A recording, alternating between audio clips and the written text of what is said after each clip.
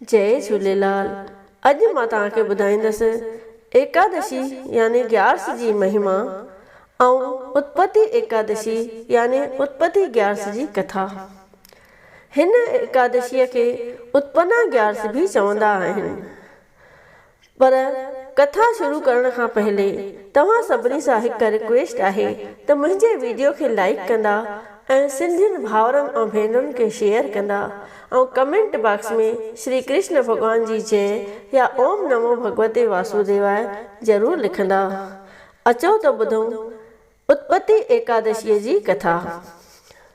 कथा हिन तरह आहे। कथा शुरू करण खां पहले तव्हां सभई प्रेम सां चओ श्री लक्ष्मी नारायण भगवान जी जय, श्री कृष्ण भगवान जी जय, एकादशी माता जी जय। एकादशी जी उत्पत्ति कारकत महीने जे ऊंदाहे पक्ष खां शुरू थी वेंदी आहे, जंहिंजी कथा हिन रीति आहे। सतयुग में देवताउनि खे दुखी करण वारो मरु नाले हिकिड़ो दैत पैदा थियो, जंहिं पंहिंजे बेअंत शक्तिअ सां इंद्र, आदित्य, वसु, ब्रह्मा, वायु ऐं अग्निअ खे बि पंहिंजे वस करे छॾियो। तॾहिं सभई देवताऊं दुखी थी शंकर भॻवान वटि आया। शंकर भॻवान महादेव हुननि खे चयो त तव्हां खीर सागर में गरुड़ ध्वज विष्णु भॻवान खे वञी पंहिंजे दर्द जो दास्तान ॿुधायो। हू शरणागति रक्षक आहे। उमेद तव्हांजा सभई दुख दूर करे छॾींदो। महादेव भोलानाथ जा इहे उमेद भरिया वचन ॿुधी महामुनि इंद्र पंहिंजनि गणनि में सभिनी देवताउनि समेत वैकुंठ लोक में आयो ऐं हथ जोड़े चवण लॻो, हे कमल नयन नारायण मधुसूदन भगवान, असांजी रक्षा करियो।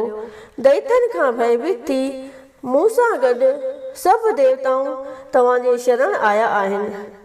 तव्हां त्रिलोकीअ जा नाथ आहियो ऐं शरणागति वत्सल आहियो। असां अधीननि जी तव्हां खां सवाइ केरु रक्षा कंदो। भगवान वैकुंठनाथ उन्हनि जे दुख जो दर्द भरियल हाल ॿुधी इंद्र खे चवण लॻो त हे देवराज, अहिड़ो कहिड़ो मायावी दैत आहे जंहिं सभिनी देवताउनि खे जीते हिन तरह दहलाए छॾियो आहे। इंद्र ॿई हथ ॿधी वेनती कई त हे त्रिलोकीनाथ, चंद्रवती नगरीअ में हिकिड़ो महापराक्रमी मरु दैत रहे थो, जंहिं पंहिंजे निज बल ऐं शक्तिअ सां सभिनी देवताउनि खे स्वर्ग मां ॿाहिरि कढी छॾियो आहे। हे प्रभु, तव्हां उन दैत खे मारे देवताउनि जी जीत करियो। इंद्र जा इहे वचन ॿुधी भगवान उन्हनि खे आशीर्वाद ॾेई चयो त तव्हां चंद्रवती नगर में वञी दैतनि सां जंग जोटियो त मां तव्हांजे सहायता लाइ पाण ई अची प्रगट थियां थो। देवताऊं आशीर्वाद पाए चंद्रवतीअ में दैतनि सां अची घोर युद्ध करण लॻा।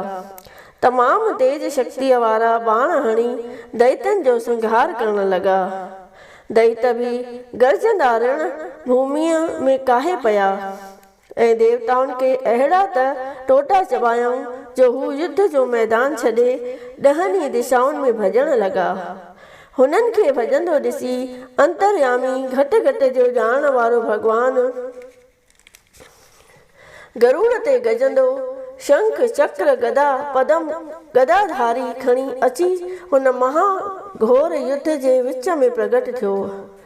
गदाधारी भगवान सभिनी जे ॾिसंदे ॾिसंदे नांग जहिड़ियुनि तीक्ष्ण बाणनि सां दैतनि जे शरीर खे छेदणु शुरू कयो। ॿिया सभई दैत मरी भस्म थी विया। बाक़ी फ़क़ति मरु दैत वञी बचियो, जंहिंखे भगवान जा तिखा तिखा बाण गुलनि वांगुरु मालूम थियण लॻा। जेतोणीकि हुन जा हॾ टुटण लॻा, पर तॾहिं बि हू जीतजी न सघियो ऐं बराबरि 10,000 वरियनि ताईं जंग जोटींदो रहियो। नेठि भगवान थकिजी बद्रिका आश्रम जो रस्तो वरितो ऐं उते महाशोभनीक गुफ़ा में वञी आरामी थियो। गुफ़ा 45 कोह डिघी हुई, पर अंदरि वञण जो रस्तो फ़क़ति हिकिड़ो ई हंधि हो। मरु दैत बि भॻवान जी पुठ वठंदो वठंदो उन गुफ़ा अंदरि लंघे वियो ऐं भॻवान खे मारण जो वीचार करण लॻो। एतिरे में भॻवान जे शरीर मां हिकु महा तेजवान कन्या उत्पत थी, जंहिं मरु दैत सां युद्ध करे उनखे उपट मारे विधो। बाक़ी जेके ॿिया बि 4 दैत उन जे सहायता वास्ते आया हुआ उहे भॼी पाताल में हलिया विया। जॾहिं भॻवान जी अखि खुली तॾहिं ॾिठाई त दैत मोह पियो आहे ऐं हिकिड़ी महाशोभनी कन्या पंहिंजा हथ ॿधी बीठी आहे। विष्णु भॻवान अजब में पइजी हुन महासुंदर कन्या खां पुछो त हे सती, अच ॿुधाए तूं केरु आहीं ऐं हिते कीअं आई आहीं? कन्या नम्रता सां चवण लॻी त हे प्रभु, मां तव्हांजे ई शरीर मां उत्पन्न थियल तव्हांजी ई कन्या आहियां ऐं हिन अभिमानी दैत जो मौत बि मां ई आंदो आहे। कन्या जा निमाणा ऐं नम्रता वारा वचन ॿुधी विष्णु भॻवान प्रसन्न थी चवण लॻो, घुर सती जेकी घुरे, तूं माल मिल्कियत या मणी, तूं सती संसार में बेशक बिलाशक आ वॾी, वर वठण लाइ वचन तोखे मां ॾिनो मुंहिंजी कन्या, सो सचो थींदो सुहागण, कूड़ न थींदो कॾहिं। विष्णु भॻवान खे पाण ते प्रसन्न ॾिसी कन्या चवण लॻी त हे वैकुंठनाथ, जेकॾहिं सचपच मूं ते प्रसन्न थिया आहियो त हे प्रभु इहो वरदान ॾियो त मुंहिंजे निमित्त जेको उपवास करे सो मन कर्म वाणीअ या शरीर करे महाबलवान थिए, उनखे धन धर्म ऐं मुक्ति प्राप्त थिए।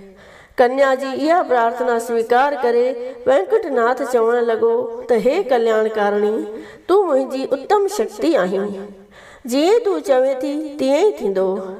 जेके मनुष्य मुंहिंजा भगत आहिनि से तुंहिंजा भगत बि थींदा ऐं अणपुछो मुंहिंजे वैकुंठ धाम में अची वासो कंदा।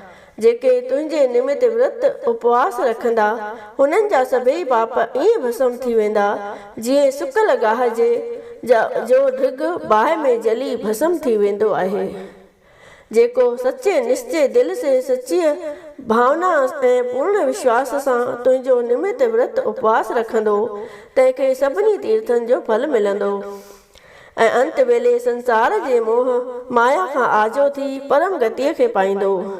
इहो वरदान ॾेई शंख चक्र गदाधारी सुहिणो स्वरूप चैन भुजाउनि वारो वैकुंठनाथ विष्णु भॻवान अंतर ध्यान थी वियो। सभई चओ एकादशी माता जी जय। ग्यारस जी महिमा। ग्यारस जे विर्त रखण वारे प्राणी जीव खे कलयुग जा जेतिरा पाप आहिनि से लॻी न सघंदा। उनखे गंगा स्नान, गीता गायत्री जे पाठ, संतनि जे सेवा जो ऐं गोविंद भजन जो अटल फल प्राप्त थींदो ऐं उन जीव जा जेतिरा पित्र अधोगति विया आहिनि तन सभिनी जो उद्धार थींदो।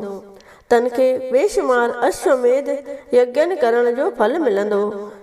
जीअं सभिनी नदियुनि में गंगा जी श्रेष्ठ आहे, सभिनी क्षेत्रनि में हरिद्वार श्रेष्ठ आहे, तीर्थनि में पुष्कर श्रेष्ठ आहे, सभिनी पर्वतनि में कैलाश पर्वत श्रेष्ठ आहे, सभिनी गौनि में कपिला धेनु गऊ श्रेष्ठ आहे, तीअं सभिनी विर्तनि में ग्यारस जो व्रत श्रेष्ठ आहे। मन जीते जग जीत। मन जे जीतण करे इंद्रियुनि जे महाप्रबल आहिनि से पंहिंजे वस थी वञनि थियूं। जंहिं मन खे जीतियो तंहिं ॼण जग खे जीतियो। छो त 5 ज्ञान इंद्रियूं, 5 कर्म इंद्रियूं जुमिले 10 जेके हिन शरीर रूपी गॾीअ जा घोड़ा आहिनि, मन उन्हनि घोड़नि जो लगाम आहे जंहिंजे रोकण सां इंद्रियूं रूपी घोड़ा अॻिते वधी नथा सघनि। तंहिं करे जेके प्रेमी भगत पंहिंजनि इंद्रियुनि खे जीते अहिड़ो महापवित्र ग्यारस जो व्रत रखंदा से जीअरे संतान जो सुख, धन संपत्तीअ जो सुख माणींदा ऐं मरण खां पोइ धाम में वञी वासो कंदा। हरे राम राम राम हरे हरे, हरे कृष्ण कृष्ण कृष्ण हरे हरे। सभई प्रेम सां चओ ग्यारस माता जी जय। श्री लक्ष्मी नारायण भगवान जी जय। श्री कृष्ण भगवान जी जय।